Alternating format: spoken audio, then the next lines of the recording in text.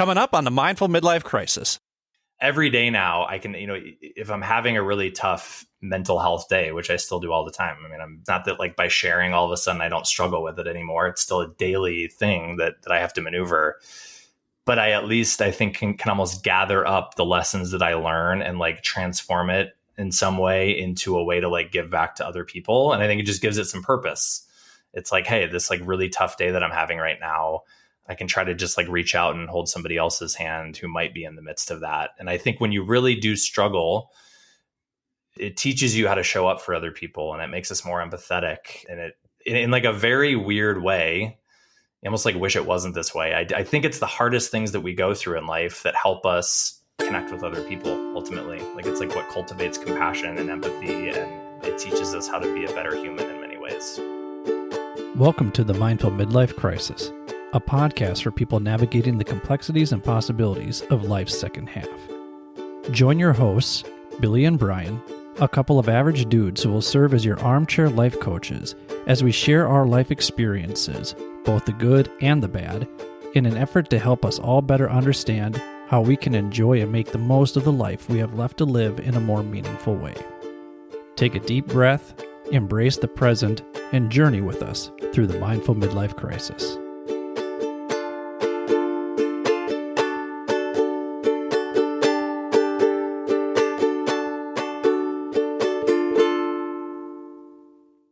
Welcome to the Mindful Midlife Crisis. I'm your host, Billy, and as always, I'm joined by my good friend, Bryan, on the bass. Bryan, how you doing over there, man? I'm prodigious today, Billy. Prodigious? Like a child prodigy? No, more like wonderful or marvelous. Oh. Prodigious, marvelous. Like it contains such volumes, it's marvelous. Oh. Like you contain volumes, I also contain volumes. Oh, you're so flattering. You know what? Just stop that in a half hour because I can't get enough of it. I really appreciate that. Well, I'm glad you're feeling so prodigious today because we actually have a guest on the show that's going to set the two of us straight based on some things you and I have said in the past about using medication for mental health purposes.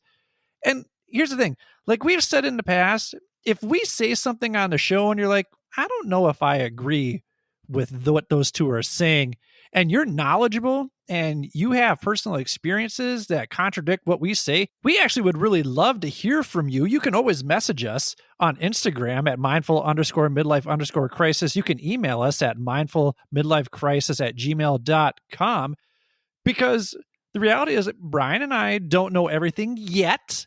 We're getting there. We're on the precipice of knowing everything, but we're not there just yet. And today's guest has both the knowledge and the personal experiences, and he's going to share those with us today to help us better understand why medication can be a valuable tool to have in your mental health toolkit.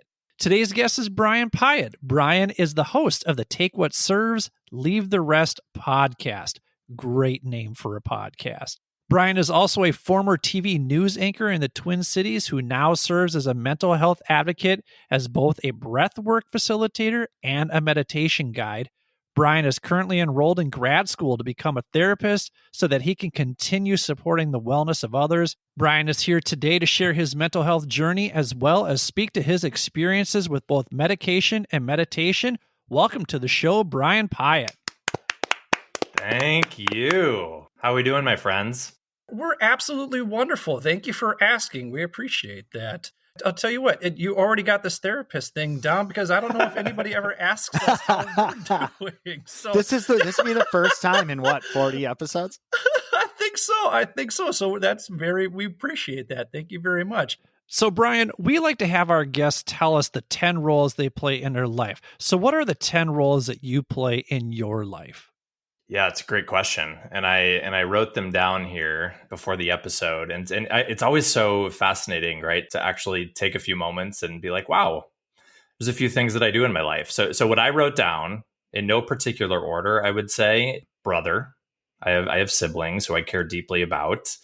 I am a son, love my parents to death. Friend, I'm an uncle. I have a beautiful, wonderful, amazing nephew, Noah. Boyfriend. I'm an advocate. I am a podcast host. I am a meditation guide. I am a breathwork facilitator, and I am a grad school student. That last one has been taking up a lot of my time recently. I bet. Where are you going to school? I go to school at St. Mary's University here in the Twin Cities. So they have a campus in Winona, but then also a campus here in the Twin Cities. That's where I've been going. We've been all virtual up until now. I'm in my third semester, but next semester we actually go back in person, which I'm really looking forward to. We're going to come back to being a grad school student in just a second, because that's going to tie into what we're going to talk about in this episode. You said that one of the roles that you are most looking forward to in the second half of life is being a brother. So talk to us about why you're looking forward to being a brother in the second half of life. I feel like the older that I get, I just recognize the importance of family. You know, like when my siblings might be going through some tough things or maneuvering this thing called life, I feel like being able to lean into each other and kind of support each other and be there for each other is just something that I'm really, especially as of late, have just been recognizing how important that is. You know, I'm lucky enough. My sister lives here in the Twin Cities, so I get to see her and her family a lot.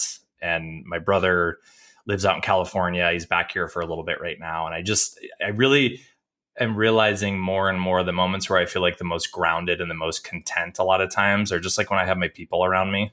So I'm excited for us to just be able to be there for each other as we take life one step at a time. And it sounds like this focus and importance on family would explain why you're also looking forward to being an uncle in the second half of life as well.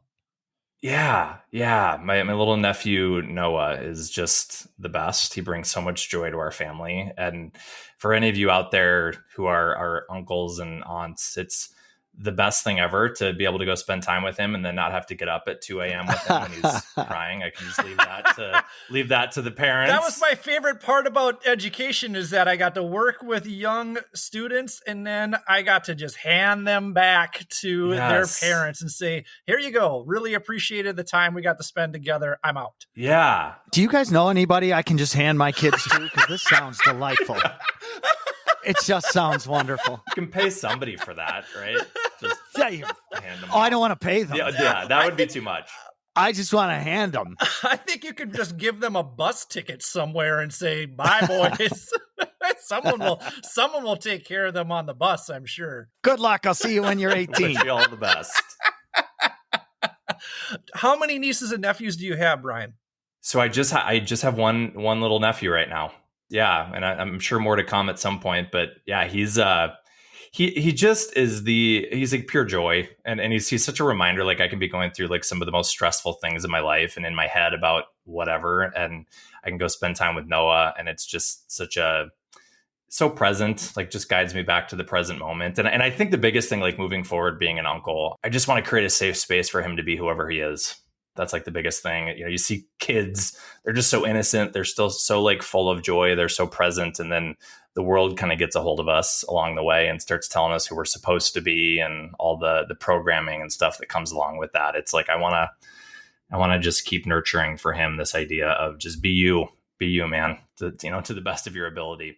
I think that's really beautiful because my 3 nieces and my nephew are all college age now. My oldest niece just graduated.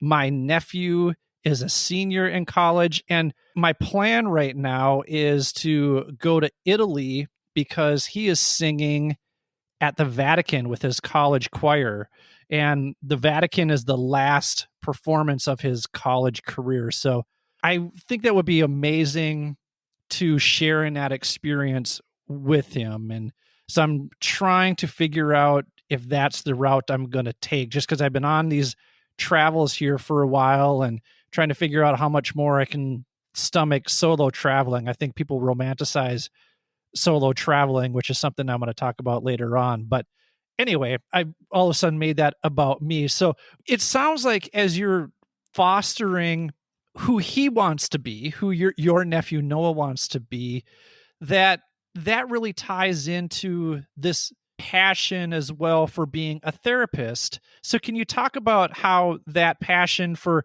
letting people just be who they are plays a role in being a grad school student who is on his way to becoming a therapist? We talk a lot in grad school about all the kind of different modalities and approaches to being a therapist. And there's a lot of different kind of lenses that you can look through when it comes to how do you best show up for the people that you work with. And I have to say a lot of the ones that really deeply resonate for me are the ones where it's less about trying to tell people how to maneuver what they're going through and really more about just like holding space for people and not trying to fix them or try to change them, like really just providing like a safe space for people to be sad if they're sad, or be frustrated if they're frustrated.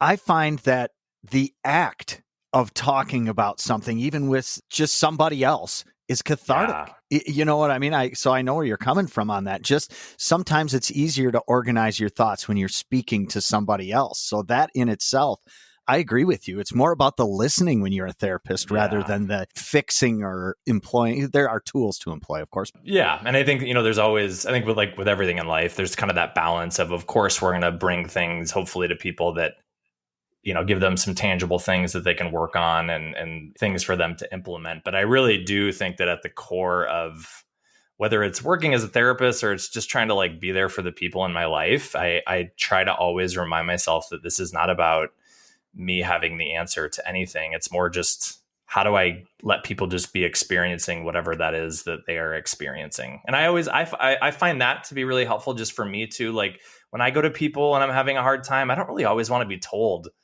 Like to me, that's kind of a turnoff almost if people are trying to fix or tell me how I should be feeling about something or diminish what I'm going through, that's not that bad, you'll be fine. Like all of those kind of things I think are very like well-intentioned, but I find a lot of times when I'm having a hard time, I just want a safe space with somebody that's just willing to listen and kind of let me, maybe if I have to talk through a story 75 times before I'm able to like move through it.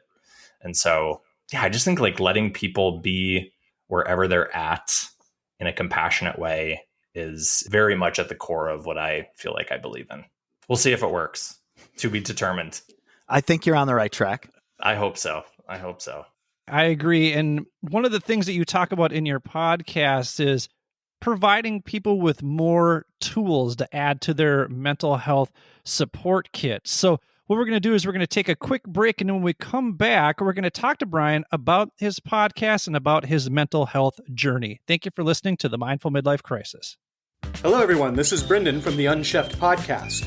Each week on Unchefed, we unpack a topic regarding the politics and history of our plates in the hope of becoming better eaters. That's Unchefed, available now on your preferred podcast network. The Super Familiar with the Wilsons podcast. You know that family whose house you hung out in when you were a kid? The house was a little loud and chaotic, but always fun, and sometimes felt more home than home. Well, that's us. We're the Wilsons, and we welcome you into our podcast with silly chat, ridiculous games, and interviews with interesting people. Like a spin doctor. The Super Familiar with the Wilsons podcast. Welcome home. Thank you for listening to the Mindful Midlife Crisis. If you're enjoying what you've heard so far, please do us a favor and hit the subscribe button. Also, giving our show a quick 5-star review with a few kind words helps us on our quest to reach the top of the podcast charts. Finally, since you can't make a mixtape for your friends and loved ones like you used to do, share this podcast with them instead. We hope our experiences resonate with others and inspire people to live their best lives. Thanks again. And now, let's take a minute to be present with our breath. If you're listening somewhere safe and quiet, close your eyes and slowly inhale for 4, 3, 2, 1. Hold for 7, 6, 5, 4, 3, 2, 1. Slowly exhale for 8, 7, 6, 5, 4, 3, 2, 1. Let's do that one more time.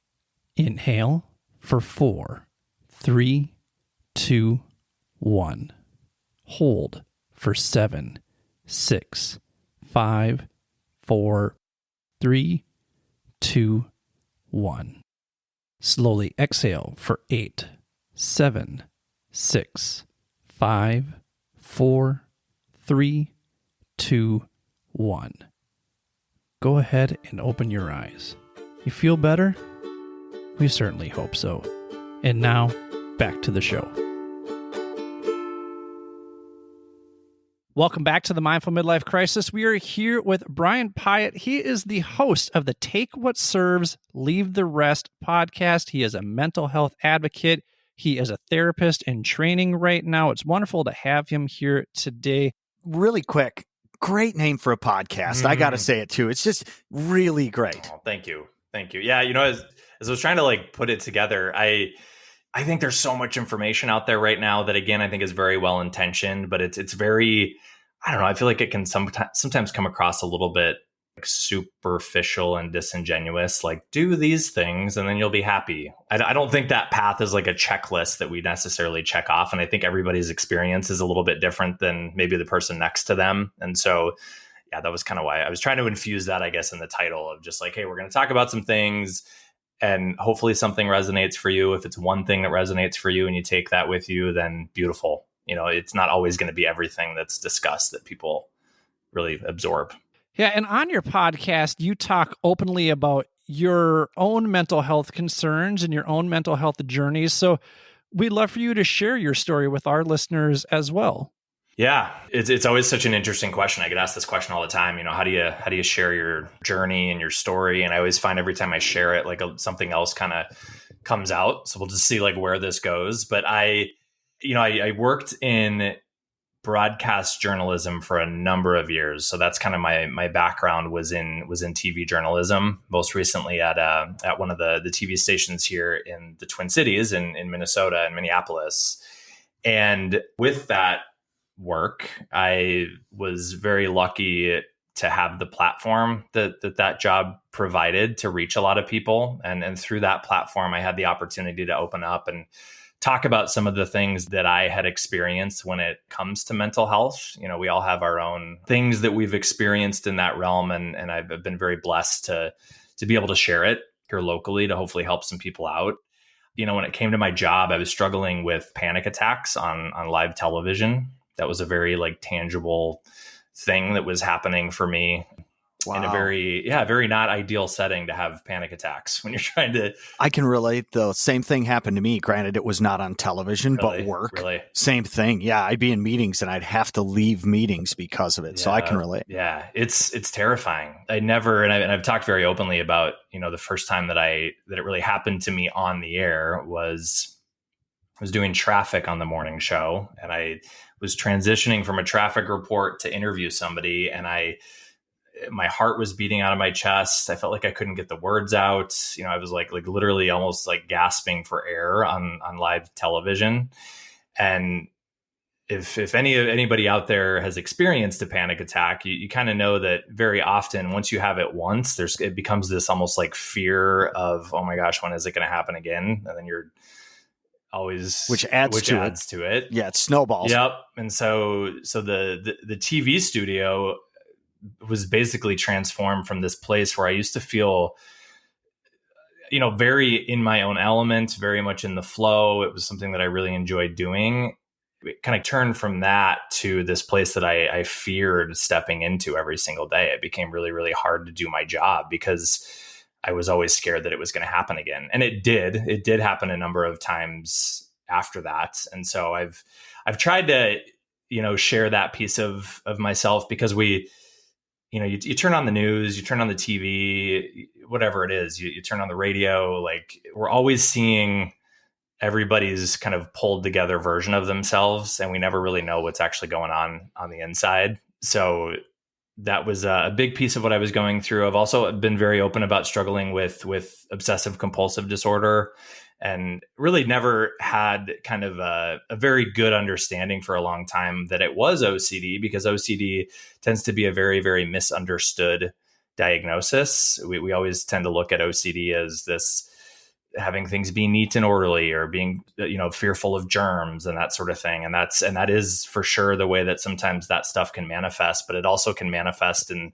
the form of these intrusive thoughts that become kind of very, very shame inducing, becoming very hyper aware of like, why am I having these certain thoughts that are going on in my mind, and trying to analyze and figure out our thoughts and getting caught in that rumination cycle constantly. And I started struggling with a lot of those things when I was in like middle school, and traces of it through high school and through college. So it's been this real journey of anxiety and mixed with OCD, mixed with just like being human, going through breakups and just trying to let people in a little bit on some of the struggle that I've gone through, just to really hopefully let others know that they're not alone.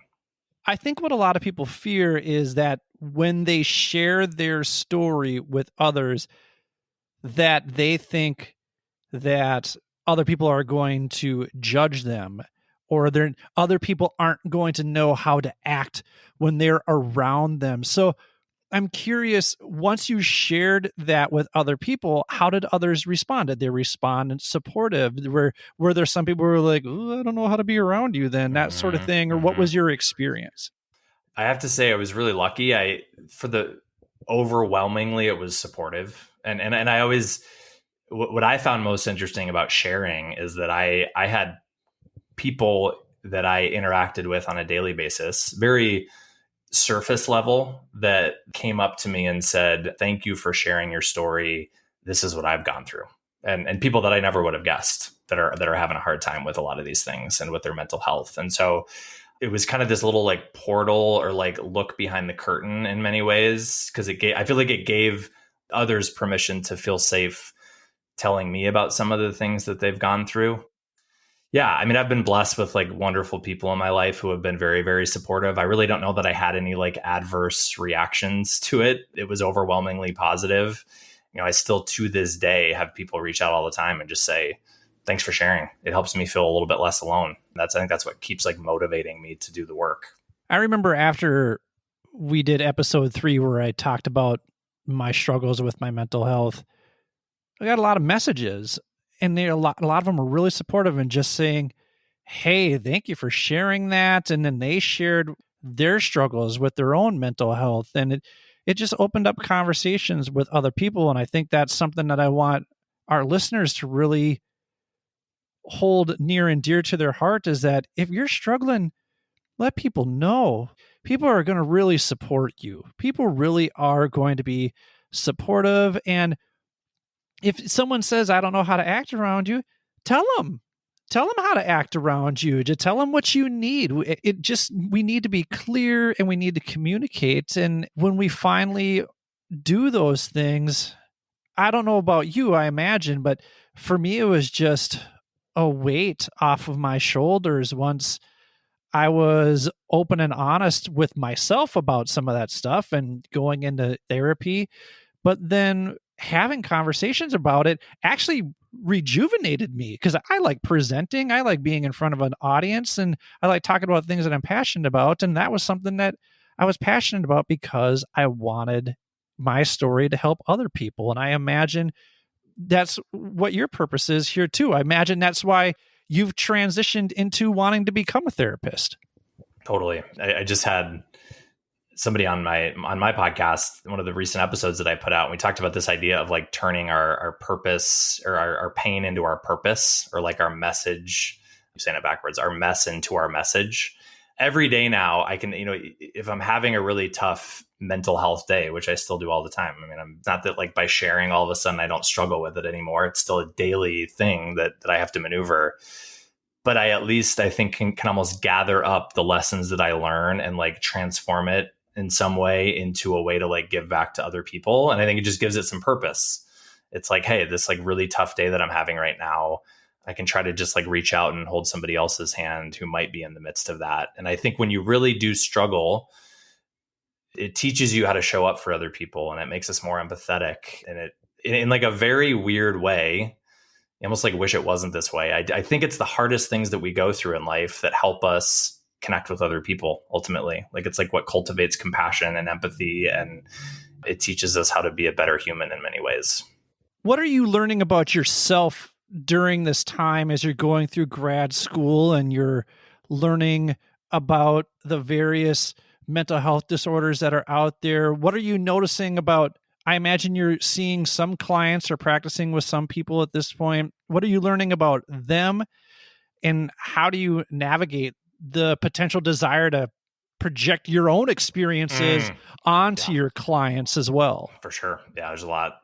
And I should clarify, when I say therapist in training, I'm still in school, so I haven't actually started working one-on-one with anybody yet. So that'll be a little bit later on down the road when we do practicum and that sort of thing. I'm inching closer to that, but still just kind of in the classroom phase. But and that's still, that's a huge concern, and not concern, but it's something that I think about all the time. Like, I'm a mess some days when I wake up in the morning. Like, how the hell am I going to hold space for another human and, be there for them? And I'm sure that'll be something that I keep learning as I go. But I think it really comes back to what feels comforting to me at the end of the day is that I don't have to have all the answers, or I don't have to have it all figured out to hold space for other people. Like, I think a lot of the work is probably doing the things in my life that help me ground and help me feel whatever emotions are going on, or just kind of be honest with myself in the moment about what's coming up. And when I can do that, I find that's when I'm able to be present with other people. And so I think those things are going to be really important moving forward. And, even like before I hopped on this podcast today, it's like doing a little bit of breath work to get myself into a place where I can be enough out of my own head to be present with the two of you. I think a lot of those same skills are probably what we have to do as therapists. We had a great conversation with Anna Schlegel and Colin Purcell back in episodes 48 and 49. Go check out those if you want an in-depth analysis of how breath work really, really affects us and can help regulate our emotions. As a breathwork facilitator, what do you do? How do you incorporate that into your own life? What's your plan to incorporate that with the people that you're working with in the future? Yep. How about the people that you're working with now? What does that look like? I really, really, really want to ultimately have breathwork be part of the therapeutic process in some way, because I think what I've noticed, I've done a ton of therapy in my life. Like, I've done a ton of talk therapy. I've seen a lot of different kinds of therapists, and it's been deeply helpful, very important part of the path, part of the journey, very grateful for that. And I think sometimes talk therapy can only get us so far. Like, there's like things that we're literally like holding on to in our bodies, like emotions and tension and things like that, that I find things like breath work can get in there and shift around and help us release in a way that not a lot of other things can. So I done years and years of therapy. I always noticed that I never would really cry. Like for me to cry in front of another human being takes a lot. Like, I'm not really like good at like letting that out. And what I noticed when I started teaching doing breath work and practicing it myself was I'd be doing breath work for 10 minutes and I'd be like bawling my eyes out and like releasing this like emotion that was in my body clearly that needed a way to like get out and get released. And so I think that blend of talk therapy and working through things in that way, mixed with some modalities that can truly just get us away from our minds a little bit and into our hearts and into our bodies to release. I think that blend is a beautiful thing that I want to try to find a way to kind of weave that in. I teach breath work now. So I hold space in group experiences where we do this breath work technique that I've been trained in. And it's been amazing. It's been amazing to like share this thing that I know for me has been really, really helpful with other people.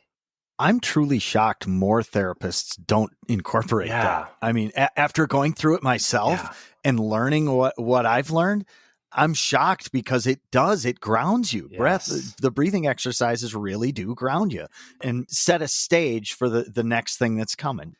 What I find is it gets me to a place where I can meet myself a little bit more gently. Like, these things that are day to day constantly maybe going on in my mind that feel really scary and feel really overwhelming and hard to maneuver. The breath work I find helps me, like, it's not that it takes that thing away, but it just maybe lands a little bit more gently. And I'm in a space then where I'd probably be more willing to then talk about that with like a therapist or somebody. Like, it's almost like a guide to get me to be able to go to some spaces that normally I wouldn't be willing to go to. So I think, that dynamic of maybe doing breath work and then, diving into a therapy session or something like that, at least to me, seems like that would be a really beautiful thing. How has breath work helped you better understand your own somatic experience, especially as you are trying to manage anxiety attacks that it sounds like you're still having? And like, I still have them, but I know that my breath work has cued me into where in my body those anxiety attacks are beginning to develop, so that when they get to a certain level physically in my body, I'm able to manage it and not push it down, but sort of keep it at bay. So for you, how has your breath work enhanced a better understanding of your somatic experience? Yeah. I think kind of what you said, right? Where it's keeping it almost a little bit at a distance. So I'm a big believer in what, for me personally, if I try to get anxiety to go away, so if I like step into the world and I'm like, anxiety doesn't get to be here, and I'm going to do everything I can to not feel anxiety or to not be like ruminating or in my head or for, whatever to surface, that's kind of setting me up for failure in a way. And I lived a lot of my life doing everything I could to get anxiety to not be there. And then it would surface and I'd be like, shit, that's not supposed to be here.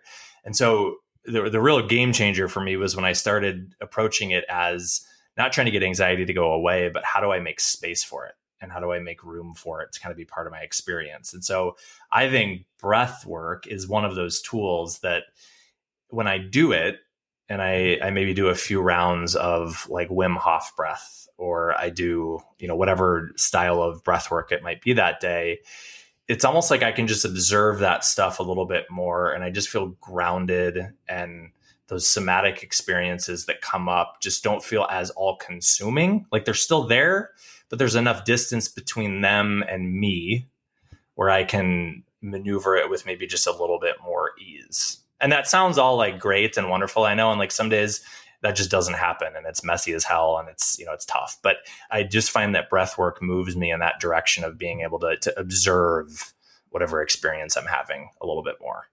Well, you've shared with us how breath work and how meditation are all part of your mental health toolkit.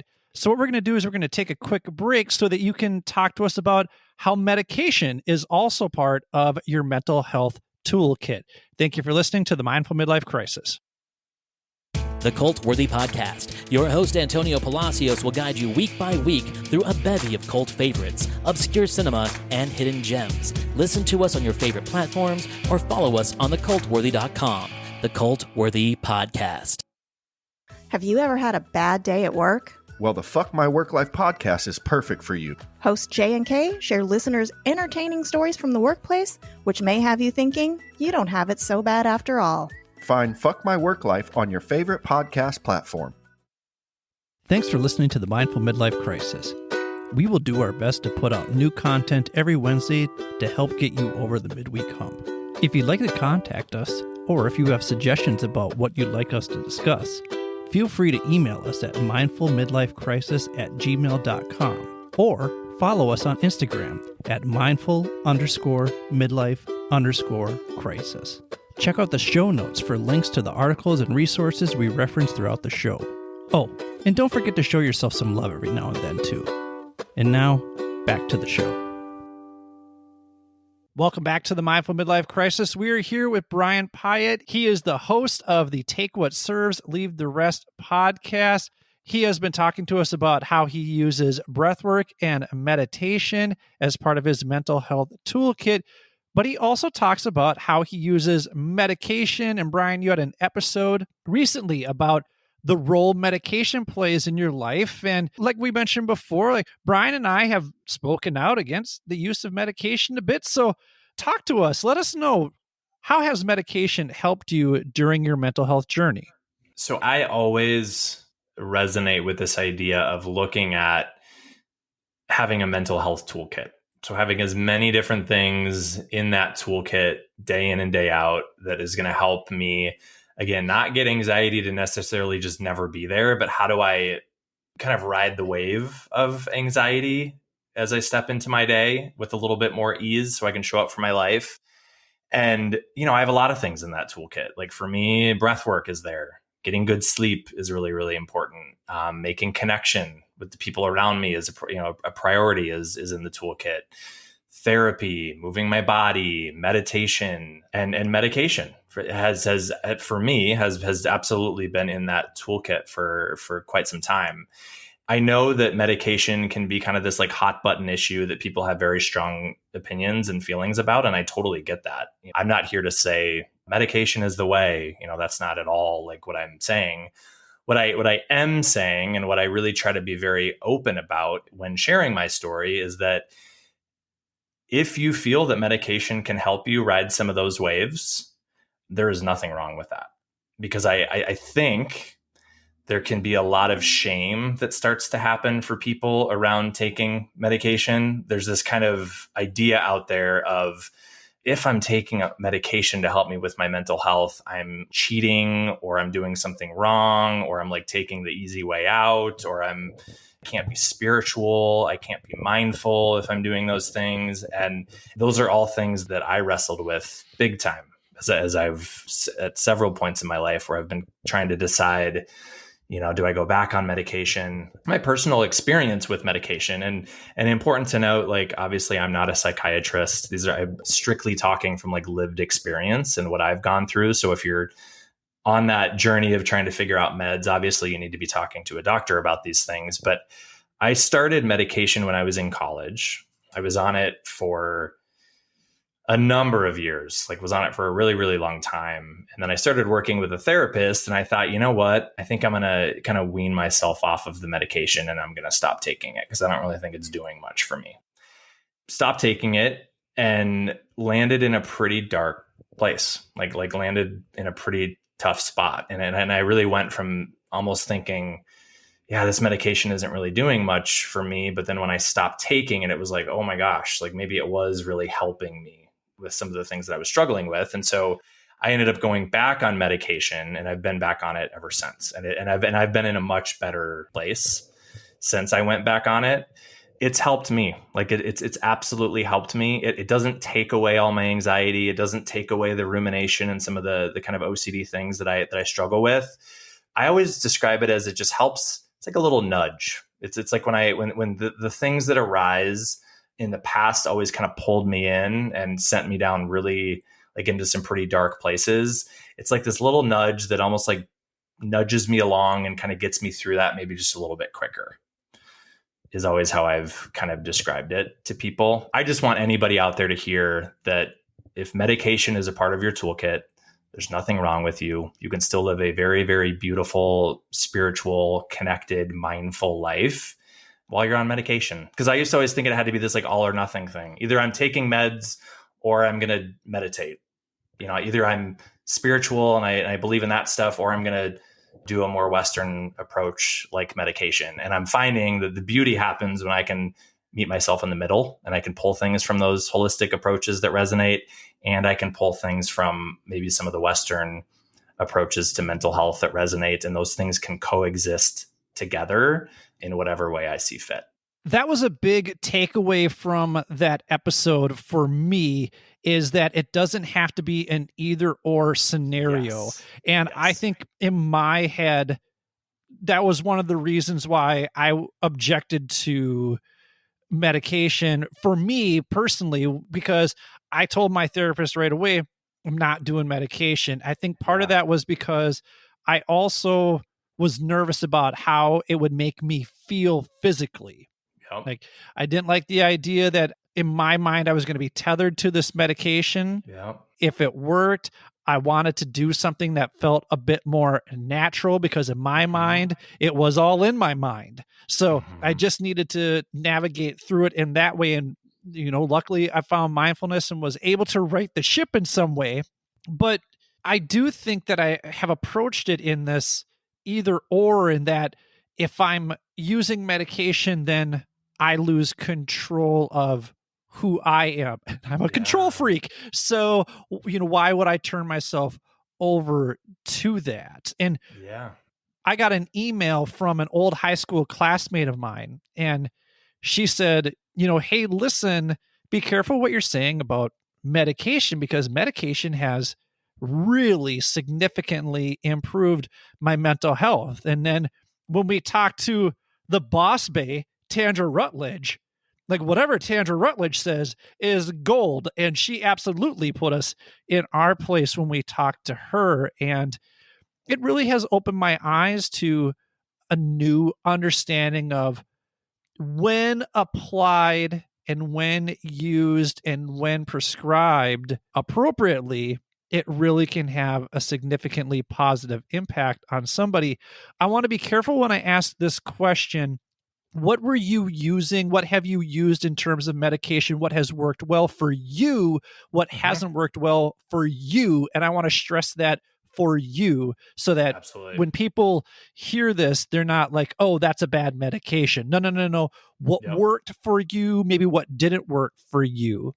And I appreciate that, because I always like hesitate sometimes when I, even on like my own podcast, like, do I actually talk about what medication I was on? Because everybody's different, right? And I don't want people to hear like, oh, I'm not on that one, so I should probably switch to that one because it worked for him. That's not at all what this is. But I was on Lexapro from college until just like a few years ago. That was the one that I was on for a really long time. And then I ended up actually I went off medication for a while and then went back on it, started working actually with a functional medicine psychiatrist, which was a great fit for me because I really do resonate with kind of that holistic approach to mental health. And I feel like she was able to have that, and then also the ability to prescribe medication. And so that was like, I was so grateful when I found her and started working with her. And we did a thing that's called the GeneSight test. I'm not sure if anybody's heard of that. It's like this, again, not a doctor, but like my understanding of it is that it's essentially like a DNA test where they get some more information about how your particular body and your own DNA structure might interact with certain medications. And so through that, I ended up on Prozac. So I take fluoxetine, which is like the generic version of Prozac. And that's what I've been on for a number of years now. When I was struggling with panic attacks, I took for a little while what's called propranolol. It's a beta blocker, which scared the hell out of me when I initially heard. I'm like, I don't want to take something that's going to influence the way that my heart functions. But it's essentially, a lot of people take it with like performance anxiety. It kind of, when your heartbeat starts getting above a certain level, it kind of like minimizes that a little bit so that I could do my job on the air. So I did lean on that from time to time when I would have a show where I felt like I need a little like extra support, like stepping into the studio and doing this newscast. I would take propranolol, and that helped me that for sure helped me ride some of those panic attack things that I was going through. So if I was only taking medication and not doing anything else for my mental health, I wouldn't be in a good place. It's been a very helpful addition to how I ride the waves every day. Personally, for me, medication, I don't like any medication. Yeah. I don't care if it's for, I want to take as little as possible. So that's where my aversion to meds just comes in. Yeah. So whether it be for mental health or for my ankle being swollen, whatever it is, I don't like taking it, and I take as little as possible. I get that. That's just where my personal perspective comes on it, But I agree with you. If it's another tool in the toolbox to be used appropriately, hammer away. For sure. Bryan, have you always been that way about medication? Like where you said, I just don't want to take it, or you know where I'm going with this, right?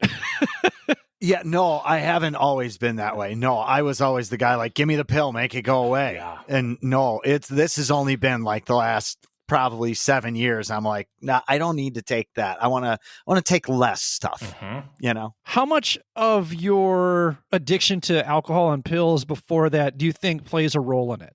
I think a big role in it. Actually, it's probably the root cause of it. Yeah, I don't like taking stuff because I don't like being outside of what I have now, which is a lot of inner peace, actually. Beautiful. So, I don't have to take anything to get there. Yeah. You know what I mean? I do that now through my activities and the way I live. I think that's important too for our audience to understand, like, now that we've sort of done a deeper dive into who Bryan on the bass and I are, like, now you understand why we've been critical about medication in the past. But that's why we want to have someone like Bryan on to talk about, hey, no, I've had good experiences with medication. So, Bryan, I'm curious, When you were younger, what did a bad OCD day look like for you? What's a bad OCD day look like for you now? And what do you use in order to manage when you're having bad OCD days?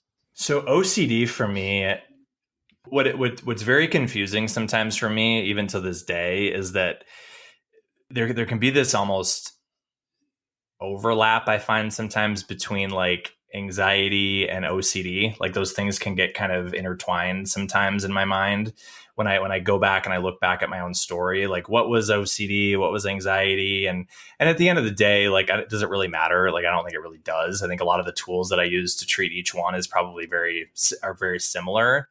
But when I first remember OCD tangibly showing up for me, we had just moved from Denver, Colorado to Fargo, North Dakota for my dad's job when it was like the summer before I started middle school. And so huge time of change, huge time of transition for me. And I remember I was sitting in the kitchen with my mom in our new house. I think this was like very shortly after we moved. And there was a knife sitting on the table. And the thought for me popped up, gosh, what if I took that knife and I like hurt my mom with it? And as a sixth grader, having a thought like that I remember it just shook me to my core. It absolutely terrified me. Why am I having that thought? What does that thought say about me? Does that mean that I want to actually do that? Like, I love my mom. Why would I ever do something like that? And that was the first time that I really remember having a very vivid, intrusive thought followed by a lot of like rumination and kind of obsessing about it. And that's the type of OCD that I kind of mentioned, where our society likes to project this image that OCD is strictly about being fearful of germs and, wanting things to be orderly. But for a lot of people, that's how OCD shows up, like intrusive thoughts that are very scary and we call it kind of like ego dystonic. Like it's not something that you would ever do, but you're having this thought about doing it. And then just the fact that you're having the thought scares you to death. And then you're spending endless hours trying to figure out the thought, trying to get to the bottom of the thought, trying to put a nice tidy bow around the thought and be able to move on from it. I would say that, people who struggle with, or I guess don't struggle with OCD, we all have thoughts, like all of us as human beings, we have thoughts that are just kind of all over the board as we step out into the world every day. And if you don't struggle with things like OCD, you might have thoughts, they might kind of come into your awareness and you might just be like, oh, that was kind of an interesting thought. And then you can kind of just move on with your day. Like they don't really take up too much time. Generally, people that are more prone to things like OCD and a lot of anxiety stuff, those thoughts get stuck. It's like we have sticky minds, and it sticks. And then we're like trying to figure things out and, doing all the things that I talked about. So that was like sixth grade. I remember was the first time that I remember having that experience. I had no idea what I was experiencing. I mean, I had no sense back then that there was this thing called anxiety or there was this thing called OCD, and that might explain what I was going through. And then it just took on so many different forms over the years. Health anxiety, checking constantly, like if I have a bump on my body, that must mean that I have cancer, and obsessing about having a heart condition. I used to go in college, I went into the hospital to get like EKGs done on my heart because I was convinced that there was something wrong with my heart when it was really just like anxiety going on.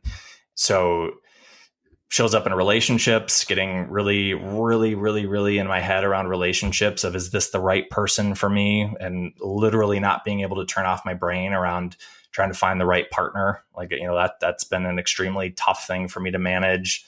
Latches on to things around sexuality and sexual obsessions. And so it's a pretty intense topic to talk about. You should hear some of the things that we talk about at like OCD conferences that I go to, where everybody's just very open about a lot of the nature of their intrusive thoughts. But it's a very debilitating, tough thing for a lot of people to maneuver, who especially have no idea that it's even OCD. And that's why I kind of get into that uncomfortable space of trying to share at least pieces of my story to reach people out there. Thank you for getting into that uncomfortable space with us. We really appreciate your openness and sharing that.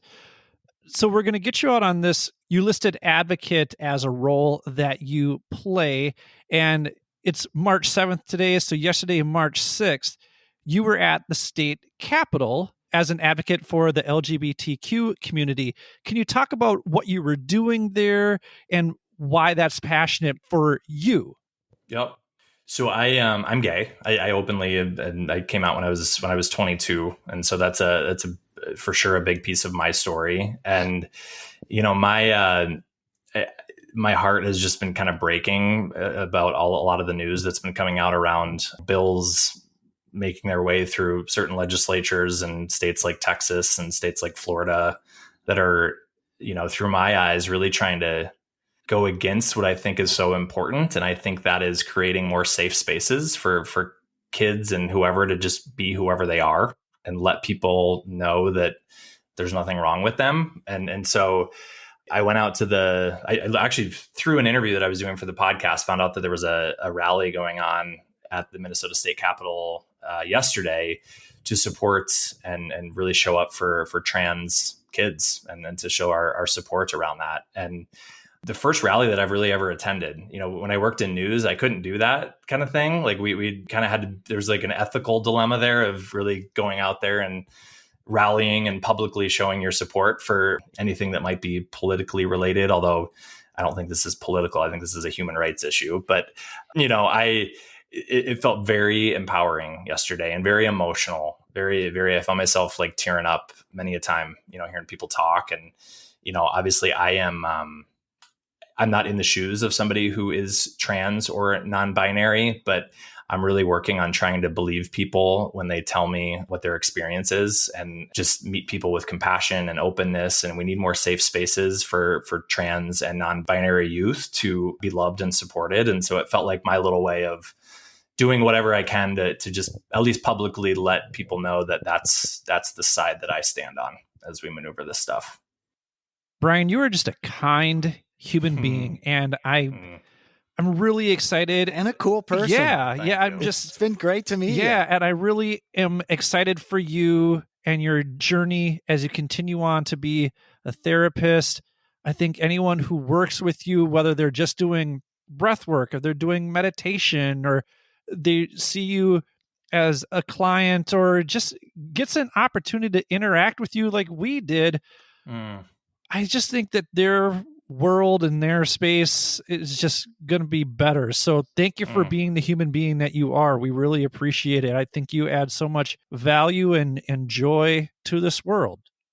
Well, thank you. Thank you for sharing. Thank you, Billy. And thank you, Bryan. It's been an honor to be on here with you. Absolutely. You can check out Bryan's podcast, Take What Serves, Leave the Rest, wherever you get your podcast. You can follow Bryan on Instagram at Bryan Piatt. We will link all that information in the show notes. Once again, Bryan, thank you so much for sharing your story on the show. We really appreciate it. Thank you. So for Bryan, I'm Billy. Thank you for listening to the Mindful Midlife Crisis. May you feel happy, healthy, and loved. Take care, friends.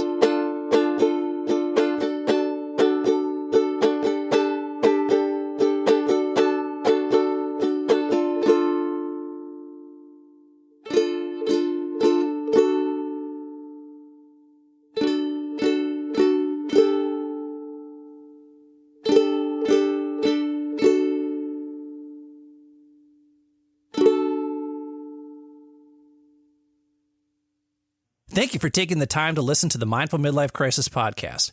We hope you enjoyed this week's episode. If this episode resonates with you, please share it with your family and friends. We will do our best to put out new content every Wednesday to get you over the midweek hump. If you want episodes to be downloaded automatically to your phone each week, all you need to do is hit the checkmark, subscribe, like, or follow button, depending on what podcast format you're using. While you're at it, feel free to leave our show a quick 5-star review with a few kind words so more people like you can easily find our show. If you're really enjoying the show and you want to help us out, feel free to make a donation to www.buymeacoffee.com/MMC podcast. That's www.buymeacoffee.com/MMC podcast. You can also access the link in our show notes. We use the money from these donations to pay whatever expenses we incur from producing the show, but ultimately, we record this show for you. So if you keep listening, we'll keep recording and releasing new episodes each week regardless. If you'd like to contact us, or if you have suggestions about what you'd like us to discuss on future episodes, feel free to email us at mindfulmidlifecrisis@gmail.com or follow us on Instagram at mindful_midlife_crisis. Be sure to check out the show notes for links to the articles and resources we reference throughout the show. Thanks again for listening. May you feel happy, healthy, and loved.